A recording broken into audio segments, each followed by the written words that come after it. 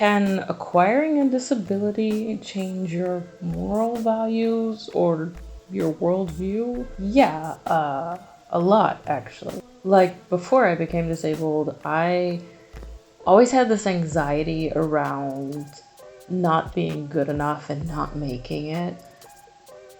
But at the same time, I was still doing pretty well. And now I'm in that position of, not being able to like check those boxes and do the right things. I am no longer making it. I really did just, kind of fall off that cliff into the abyss below. I'm there, and I'm living it. That's my reality. It's not just this like dark, scary unknown anymore. There's a lot of people that have assumptions about, people who are poor, not working, receiving government benefits, anything like that, where they feel like, okay, maybe they're drunks, they're lazy, they're, whatever, uneducated, unqualified. There's so many assumptions that we make, but actually they're not necessarily true. And I can bear witness to that myself because I'm in that position, and I do, to some extent, experience people being prejudiced against me because they kind of assume, like, I don't know, people assuming, well, okay, she can't work, so she's probably not qualified to work. Like, they just assume that I've never worked. They assume that I don't have a degree. They assume, if they know that I've worked and I have a degree, they assume that I'm just being lazy, that I don't want to work. And of course, it's not just me. I really don't think that I'm the 1 in a million exception to the rules. I think that's probably the case for most people in that position. Same applies to sex work. Like, I was the kind of person, when I thought about it, I felt like I don't have a problem with it if the person is choosing freely and they're not really coerced into being in that position. But I felt like there was never something that I saw myself doing in my life, because I feel like I just don't have the personality for it, because I'm just, I'm too sensitive. I take things too personally, and it just probably wouldn't go well. And now I discovered that there are a lot of people who, because of disability, are basically forced into sex work because they can't work and they're not getting benefits, or they're not getting enough in benefits. And, they don't necessarily have the personality for it either, but that's the position that they find themselves in just to survive. And, I even find myself questioning, like, when is it bad enough that you say, okay, this is necessary, this is what I need to do to make it. Let's say also your view of illegal drugs can change. I'm someone who's like never interested in like party drugs at all. And I just discovered like a year ago that a lot of them in low doses, paired together with psychotherapy, can be incredibly beneficial for a lot of the problems that I'm dealing with. And I never would have imagined, I even years ago heard of people microdosing, and I don't know, somehow I didn't even really pay attention to it, because I didn't imagine that it was something with like real legitimate therapeutic value and not being used recreationally. I guess I thought like, oh yeah, I know that cannabis was demonized for decades, but I'm sure it's just that. And you know, when people who are trying to say that other drugs might have therapeutic value too, like, oh, come on, like, that's too much. Like, I didn't even imagine that they all could have been demonized.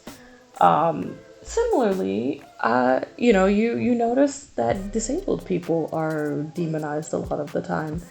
In the media, you know, whether it's the news or films, TV shows, it's like anytime you see a disability, it's either paired with the villain, it's presented as a punishment, or if it's the protagonist, it's something that is like taken away. You know, that really makes you start to think, oh, okay, like maybe if everyone's treating me like shit, it's not necessarily their fault. It's also this messaging that they're getting from the media. You know, it could change the way you view little idioms that people say, like everything happens for a reason, or people saying get well soon just automatically and not realizing that you're not gonna get well soon. It could influence your perspective of religion, maybe feeling like this is unfair that this happened to you, or you know, some people have this idea that if something bad like that happens to you, that it's divine punishment. So if it happens to you and you realize like you did nothing to deserve this, then you're gonna question those beliefs that you had before. Or maybe instead of breaking free from those beliefs, you kind of internalize that and deal with a lot of self-hate because you think that this is something that you somehow deserve, which is absolutely not the case. It could change your view of people who are not successful, because I think if you go through life and you barely make it, but you do make it at every sort of like milestone, you create a certain self-image of yourself, as opposed to people who maybe fall short of those milestones. You know, like I saw a lot of people around me that were not graduating in 4 years, and I was determined to make it happen, and in the end I did. You know, so maybe, I don't know, I felt like a little like satisfied that I made it, but I could just as well have not made it. I guess, you know, not making it shows you that the people who didn't make it, they didn't necessarily do anything wrong. Like they could have done everything right, and still so many are not gonna make it. It can change your view of doctors from trusting them blindly and, you know, idolizing them in a way, you know, giving this sort of reverence to them, to realizing that a lot of them are not in it for the right reasons. I mean, it's a well-paying job. Why wouldn't that attract people for the wrong reasons? And a lot of them, you know, they spend their time studying, but then they don't bother keeping up to date after that. A lot of them don't take well to not knowing all of the answers. And, you know, I remember when my mom was sick, I didn't understand that she disliked certain doctors and wanted a second opinion and stuff like that, because I felt like, you know, I felt like if at any doctor you go to, you're going to get the same care, the same treatment, and level of respect. And, you know, experiencing it myself, now I realize what she was going through, and that, you know, that it's, yeah, it's not at all what you picture. But again, this goes back to what we see in the media. We're not seeing the reality in the media, so of course our perception is skewed. It can change your view of meds. You know, there are some people who wouldn't take medication at all, and they believe that it keeps their body pure, and they might develop an illness where they need regular medication in order to be themselves. Also, I mean, more my experience was I would take, whatever for anything, and I always wished there was like a magic pill to solve my problem. I wouldn't hesitate to take it. And now I realize like I have problems with a lot of medications, and a lot of times I do better with more alternative therapies, just the kind of stuff I never would have thought about before. Let's see.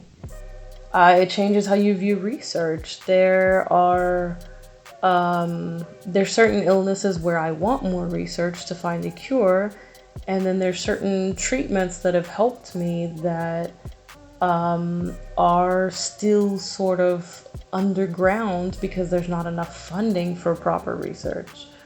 Or, when there is a study done, it's not done under the right conditions. So, you learn that those things are not black and white. Changes your perception of pain. I remember like my dad used to tease my mom when she had cancer, that, kind of joking that she was like weak because she felt so much pain, and oh, come on, like it's not that bad.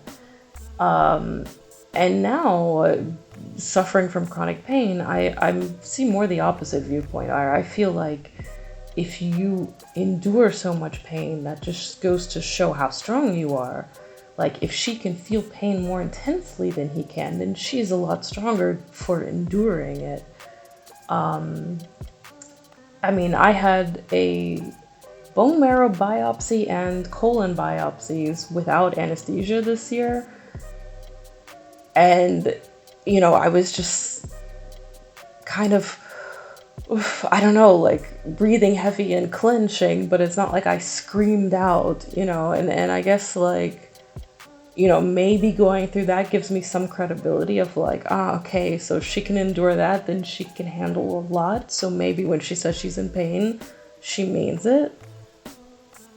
Yeah, so I mean, a lot of this stuff really gets you questioning a lot of things. So when you hear like these crazy theories, you don't instantly go, oh, well, that must be a conspiracy theory. You're like, well, maybe it could be a proven conspiracy, because I've seen all of these things in my life that were not at all the way they appeared to be.